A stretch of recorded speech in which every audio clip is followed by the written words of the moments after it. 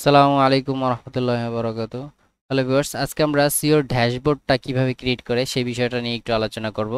So sure ড্যাশবোর্ডটা হচ্ছে একটা fantastic টুল।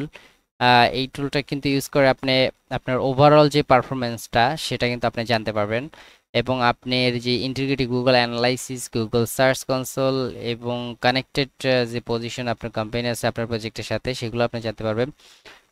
Overall আপনার all of your top level metrics are collected on this dashboard, অর্থাৎ আপনার এই ড্যাশবোর্ডে সব কিছু কালেক্ট করা থাকবে যে ম্যাট্রিক্সের মাধ্যমে। এটা আপনি কিন্তু বুঝতে পারবেন।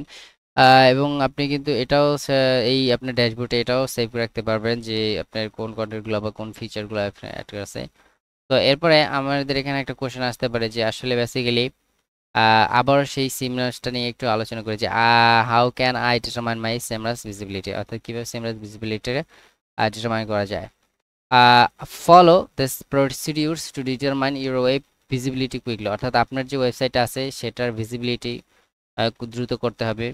এবং আপনি traffic analysis comparable, the traffic analysis tool on SEMrush is the most excellent location to learn how a website receives visitors, কিভাবে ভিজিটর কাছে পৌঁছে যায়। লঞ্চ এ প্রজেক্ট, একটা প্রজেক্ট লঞ্চ করতে হবে। Configure position tracking, establish your SEO dashboard, determine your goals using your বেঞ্চমার্কস।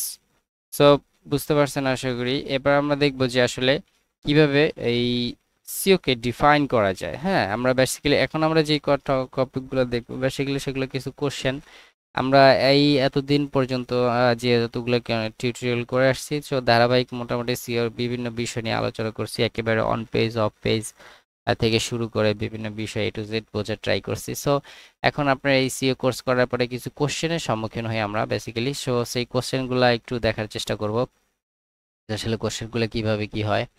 তো প্রথম যে কোশ্চেনটা আসতে পারে যে how can you define SEO, SEO কে কিভাবে আপনি সংজ্ঞায়িত করবেন। সো সেক্ষেত্রে আপনি এখানে বলতে পারেন যে SEO stands for search engine optimisation, it is a process of increasing the number of visitors to a website, অর্থাৎ আপনার একটা ওয়েবসাইটে ভিজিটরদের সংখ্যা বৃদ্ধি করার জন্য এবং ভিজিবিলিটি, একটা পেজের ভিজিবিলিটি সংখ্যা বা ইনক্রিজ করার জন্য কোয়ান্টিটি এবং কোয়ালিটি, এগুলো গুণগত মান এগুলো বজায় রাখার জন্য একটা ওয়েবসাইট যাতে সকলের কাছে উপস্থিত হয় এবং সব টপ লেভেলে যাতে পৌঁছে যায় সার্চ ইঞ্জিন রেজাল্টে, সেই ক্ষেত্রে কিন্তু সিওটা কাজ করে থাকে। এবং এই সিওটা অপটিমাইজ করে আপনার ওয়েবসাইটটাকে সার্চ ইঞ্জিনে হেল্পস করে থাকে এবং হাই র্যাঙ্কিং পজিশনে নিয়ে যেতে হেল্প করে থাকে। এই কথাবার্তা বলে এগুলো মোটামুটি কিন্তু এখানে সুন্দর করে প্রেজেন্ট করা আছে কথাগুলা।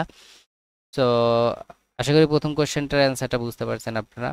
এখানে আমরা এরপর দেখব সিও ইন্টারভিউ কিছু যে কোশ্চেনের টোটাল একটা সামারি যে আছে, যে কোশ্চেনগুলো কোন কোন ক্ষেত্রে বা কোন টপিকের উপর হতে পারে সেইখানে দেখতে পারে। ওয়েব অ্যানালাইসিসের উপর হতে পারে, ক্লায়েন্ট রিকোয়ারমেন্টের উপর হতে পারে, কিওয়ার্ড রিসার্চের উপর হতে পারে, কন্টেন্ট রাইটিং এর হতে পারে, ওয়েবসাইট অপটিমাইজেশনের ভিতর হতে পারে, সিও সাবমিশনের ভিতর হতে পারে, লিঙ্ক বিল্ডিং এর ভিতর হতে পারে, রিপোর্টিং এর ভিতর হতে পারে।